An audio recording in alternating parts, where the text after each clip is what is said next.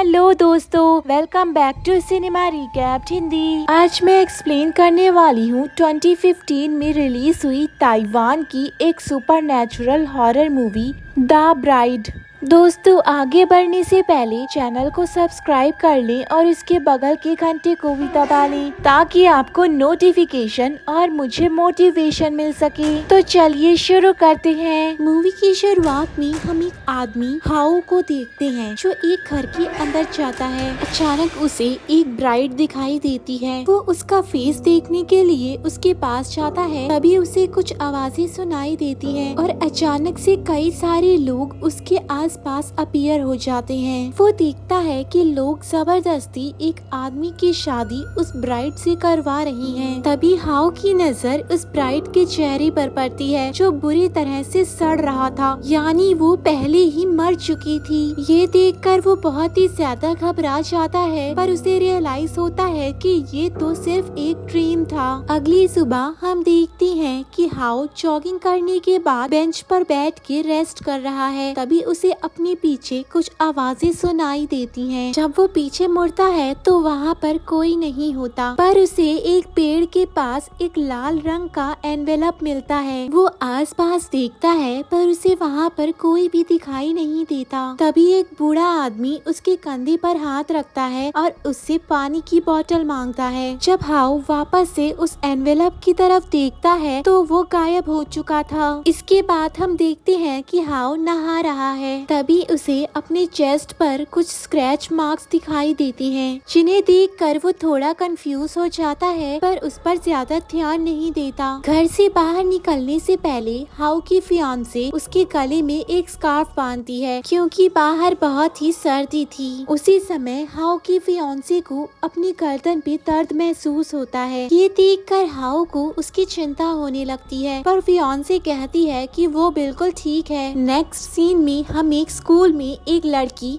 यीन को देखते हैं जिसका आज 16th बर्थडे है। वो अपनी फ्रेंड के साथ अपना बर्थडे सेलिब्रेट करने वाली थी, पर तभी उसके फ्रेंड को एक कॉल आता है जिसमें एक डॉग के बार्क करने की आवाजें भी सुनाई दे रही थी। उसी समय यीन को अपनी डेस्क के बगल एक डॉग दिखाई देता है। वो डॉग जैसे ही यीन की तरफ देखता है, यीन डर से चिल्लाने लगती है। उस डॉग के फेस का आधा हिस्सा बुरी तरह से डैमेज था। अचानक से वो डॉग गायब हो जाता है। उसी समय यीन की फ्रेंड को कॉल पर पता चलता है कि उसके डॉग को एक कार ने टक्कर मार दी, जिससे उसकी मौत हो गई। इसी बीच हम देखते हैं कि हाउ अपनी टीम के साथ एक सुपरनैचुरल टीवी शो शूट कर रहा है। उनके शो का टॉपिक घोस्ट मैरिज है, जिसमें डेड गर्ल की फैमिली एक रेड एनवेलप में डेड गर्ल के बाल का टुकड़ा या फिर उसके कुछ पर्सनल चीजें रखती हैं, जिसके बाद वो उस एनवेलप को रोड के साइड में रख देती हैं और जो भी कोई उस एनवेलप को उठाएगा उसे उस डेड गर्ल से शादी करनी होगी। इसके बाद वो कैमरे को एक प्रीस्ट के ऊपर फोकस करते हैं जो उन्हें बताती है कि इस तरह के रिवाज आज भी लोग क्यों मानते हैं। वो बताती है कि जिन अनमैरिड लड़कियों की मौत हो जाती है उनकी आत्माएं इधर उधर भटकती रहती हैं। ऐसा कहा जाता है कि अगर 49 डेज के अंदर डेड गर्ल की शादी करा दी जाए तो उसकी आत्मा को शांति मिलती है और उसका फिर से पुनर्जन्म हो जाता है। पर अगर उनकी शादी नहीं कराई गई तो वो एविल स्पिरिट्स बन जाती हैं और लोगों को हॉन्ट करने लगती हैं। शूटिंग के बाद हाउ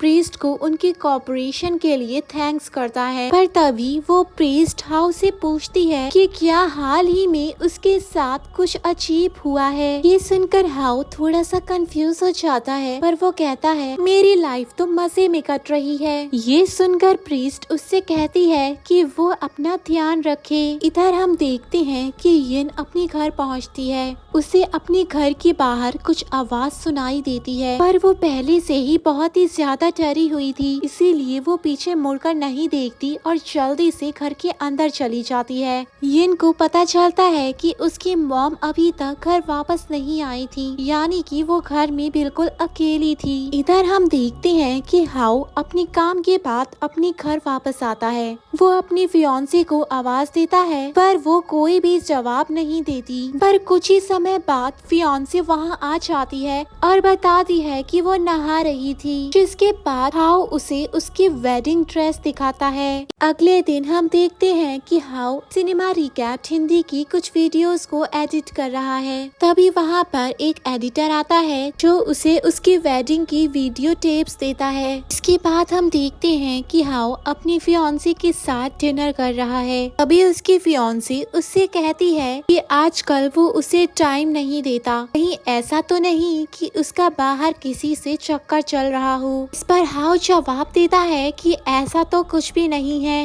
वो बस अपने काम पे आजकल ज्यादा ही ध्यान दे रहा है। ये सुनकर फियांसे उसे किस कर लेती है। हम देखते हैं कि जब हाउ सो रहा होता है तो फियांसे उसके कान में कहती है कि हम हमेशा साथ रहेंगे। इधर हम देखते हैं कि यिन अपनी मॉम को बताती है कि उसकी तबीयत कुछ ठीक नहीं है, इसीलिए वो सोने चली जाती है। जब वो सो रही होती है तभी अचानक से उसका क्लोसेट का डोर बहुत तेजी से बंद हो जाता है, जिससे उसकी नींद खुल जाती है। यिन क्लोसेट को खोल कर देखती है पर वहाँ कोई नहीं होता। जैसे ही वो बेड पर लेटती है उसे फिर से क्लोसेट के खुलने की आवाज सुनाई देती है। वो देखती है कि उसके बेड के नीचे से दो काले हाथ निकल रहे हैं और उसके स्लीपर्स को ठीक करने लगते हैं। ये देख कर वो चिल्लाने लगती है और उसकी मॉम भागते हुए उसके रूम में आती हैं। दोस्तों लग रहा है कि घोस्ट यिन को मैनर्स सिखाना चाहता है।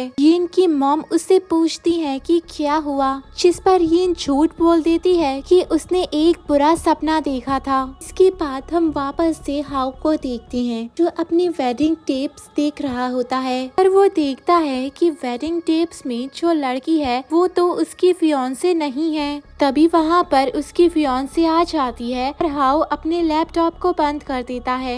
फियांसे जानना चाहती थी कि हाउ आखिर क्या देख रहा था, पर हाउ उससे झूठ बोल देता है कि वो अपने टीवी शो की हॉरर क्लिप्स देख रहा है। अब क्योंकि फियांसे को हॉरर क्लिप्स देखने में बिल्कुल भी इंटरेस्ट नहीं था, इसीलिए वो वहाँ से चली जाती है। उसी रात हाउ को फिर से एक बुरा सपना आता है। वो अपने आप को फिर से उसी घर के अंदर पाता है। उसे वहाँ एक बेड पर कोई लेटा हुआ दिखाई देता है। जैसे ही वो उसके ऊपर से ब्लैंकेट उठाता है वो हैरान हो जाता है। वहाँ पर एक डेड ब्राइड लेटी हुई थी। वो डर से पीछे हटता है, तभी उसे वहाँ पर एक फोटो फ्रेम दिखाई देता है। इससे पहले कि वो उसके ऊपर लगी धूल हटा पाता, उसे महसूस होता है कि उस डेड ब्राइड का कॉर्प्स हिल रहा है। वो बहुत ही ज्यादा डर जाता है, जिससे उसकी नींद खुल जाती है।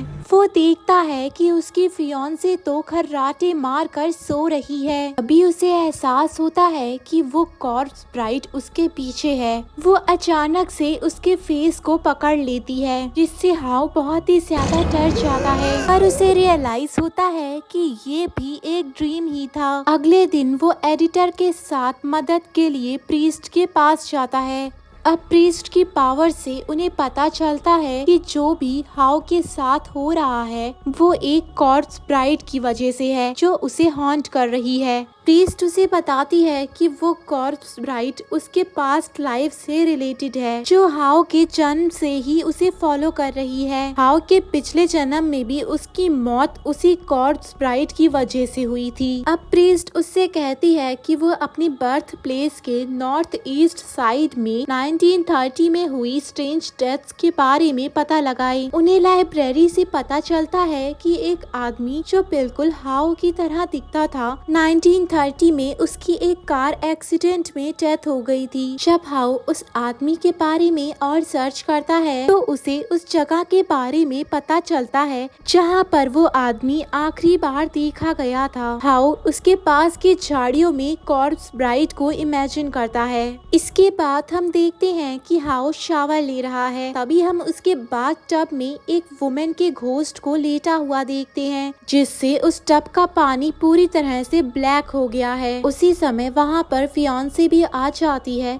जो हाउ के साथ नहाने लगती है। हाउ उसे बताता है कि वो 2 दिन के लिए काम के सिलसिले में बाहर जा रहा है, इसीलिए अगर उसे उसकी गैर मौजूदगी में कुछ भी अजीब लगे तो वो तुरंत ही उसे कॉल कर ले। अब अगले दिन हम येन को देखते हैं, जो अपनी दोस्तों के साथ स्विमिंग पूल के पास बैठी हुई है। उसकी एक क्लासमेट उसे बताती है कि उस स्विमिंग पूल ने एक लड़के ने अपनी गर्लफ्रेंड को डुबा के मार डाला था, जिसके बाद उसने खुद भी सुसाइड कर लिया था। पर आज तक अथॉरिटीज को उस लड़की की डेड बॉडी नहीं मिल सकी है। उसी समय वहाँ पर कोच आ जाती है और वो सभी लड़कियाँ स्विमिंग करने लगती हैं। तभी उसकी एक क्लासमेट अचानक से डूबने लग जाती है। सभी लोग उसे बचाने जाते हैं, पर तभी येन की नजर एक घोस्ट पर पड़ती है, जिसने उसके क्लासमेट के पैरों को पकड़ रखा था और उसे डुबाने की कोशिश कर रही थी। इसके बाद हम देखते हैं कि येन वॉशरूम जाती है। तभी अचानक से एक घोस्ट उसके ऊपर कूद जाती है। उसी रात येन के क्लासमेट देखते हैं कि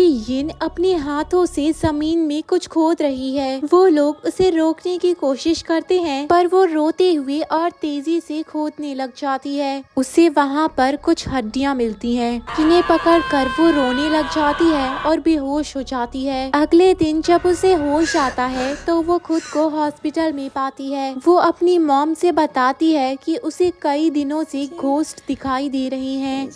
ये सुनकर येन की मदर को बिल्कुल भी हैरानी नहीं होती। वो बताती हैं कि उनके अलावा उनके फैमिली में सभी के अंदर घोस्ट देखने की पावर है। वो येन को आगे बताती हैं कि अगर किसी डेड पर्सन को प्रॉपर ब्यूरियल नहीं मिलता तो उसकी आत्मा को शांति नहीं मिलती है और उसका फिर से पुनर्जन्म नहीं हो पाता है। इसके बाद हम देखते हैं कि हाउ उस जगह पर जाता है जहाँ पर उसके पास्ट लाइफ में उसकी डेथ हुई थी। उसे वहाँ पर वही घर मिलता है जो बार बार उसे सपने में दिखाई देता था। इधर हम देखते हैं कि प्रीस्ट हाउ की सेफ्टी के लिए प्रे कर रही होती हैं, पर तभी एक हवा का झोंका आता है और सारी कैंडल्स बुझ जाती हैं। तभी उनके सामने वो कॉर्प्स ब्राइड आ जाती है। वो उनकी बॉडी पर कंट्रोल कर लेती है और फोर्सली एक मेटल रॉड को उनके कान के अंदर डाल देती है, जिससे प्रीस्ट दर्द से चिल्लाने लगती हैं। इधर वापस से हम हाउ को देखते हैं, जिसे उस घर के अंदर कुछ फोटोग्राफ्स दिखाई देती हैं। तभी अचानक से एक क्लॉक की बेल बजने लगती है, जिससे उसे एक विजन दिखाई देता है। वो देखता है कि अपनी पास्ट लाइफ में वो कहीं जा रहा था। तभी उसे जमीन पर पड़ा हुआ एक रेड एनवेलप दिखाई देता है। ऐसे ही वो उस एनवेलप को खोलता है, उसे उसके अंदर कुछ बाल के टुकड़े मिलते हैं। उसी समय 2 आदमी उसे पकड़ लेते हैं और कहीं ले जाते हैं। ये विजन देखकर हाउ उस घर से भागने की कोशिश करता है, पर तभी सारे दरवाजे बंद हो जाते हैं। अचानक से वो घर वापस से पहले जैसा हो जाता है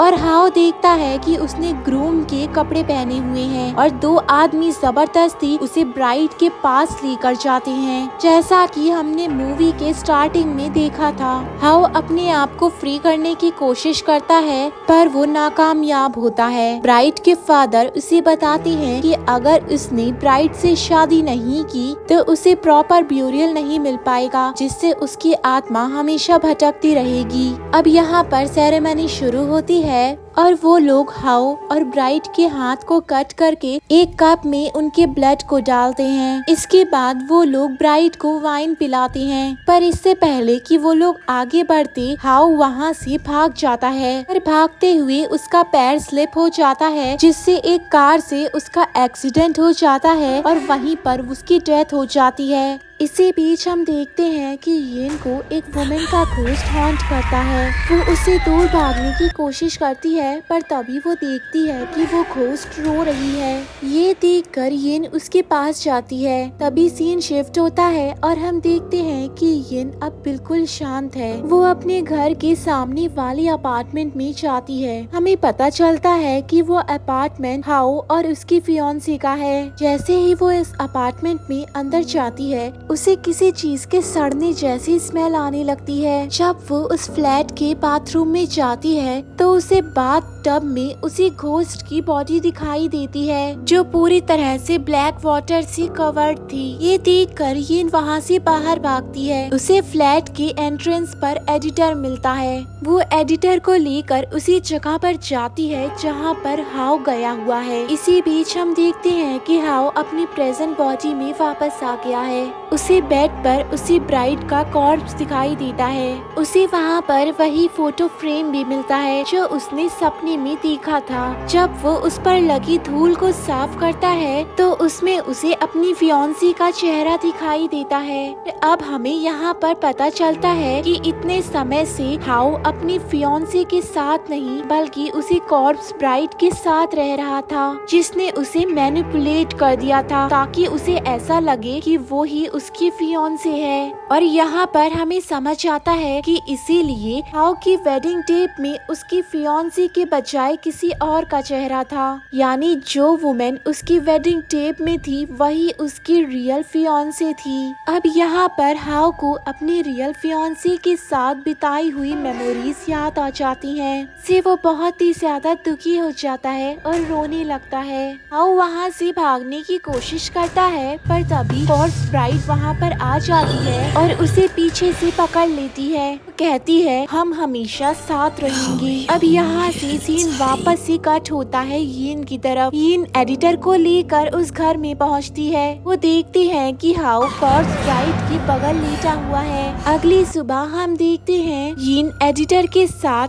कॉर्प्स ब्राइड को प्रॉपर ब्यूरियल देती है कि वो दोनों हाउ को बचा सकें। इसके बाद हम देखते हैं कि हाउ हॉस्पिटल में एडमिट है। तभी उसकी रियल फियांसी की स्पिरिट उसके पास आती है। वो उसका हाथ पकड़ती है पर जब हाउ अपनी आंखें खोलता है तो वो गायब हो चुकी थी। हम देखते हैं कि यिन अथॉरिटीज को बता रही है कि हाउ की रियल फियांसी के साथ आखिर क्या हुआ था। जब उसने फियांसी की डेड बॉडी को छुआ तो उसे उसकी डेथ के पहले का एक विजन दिखाई दिया। हाउ और उसकी फियांसी एक हैप्पी कपल थे और जिस दिन हाउ को वो रेड एनवेलप मिला उस दिन से सब कुछ बदल गया। एक दिन जब फियांसी अपनी वेडिंग गाउन लेने जा रही थी तभी वो देखती है कि हाउ किसी इनविजिबल पर्सन से बात कर रहा है। हाउ अचानक से उस पर अटैक कर देता है और उसके गले को चोक कर देता है। फियांसी उससे फाइट करने की कोशिश करती है जिससे हाउ के चेस्ट पर स्क्रैचेस के निशान पड़ जाते हैं जैसा कि हमने मूवी की स्टार्टिंग में देखा था। पर वो फिर भी बिना किसी इमोशन के फियांसी को चोक करता है और उसे मार डालता है। हम देखते हैं कि कॉर्प्स ब्राइड एक कॉर्नर में खड़ी होकर उसे देख रही थी क्योंकि उसी ने हाउ को मैनिपुलेट किया था जिसकी वजह से उसने अपने रियल फियांसी को ही मार डाला। इसके बाद हाउ अपनी फियांसी की बॉडी को बाथ टब में डाल देता है और तभी से उसकी बॉडी वहाँ पर पड़ी हुई सड़ रही थी। दोस्तों आपको ये मूवी कैसी लगी हमें कमेंट सेक्शन में जरूर बताएं। जाते जाते चैनल को सब्सक्राइब करना और वीडियो को लाइक शेयर करना बिल्कुल ना भूलें। मिलते हैं नेक्स्ट वीडियो में। Thank you, bye bye.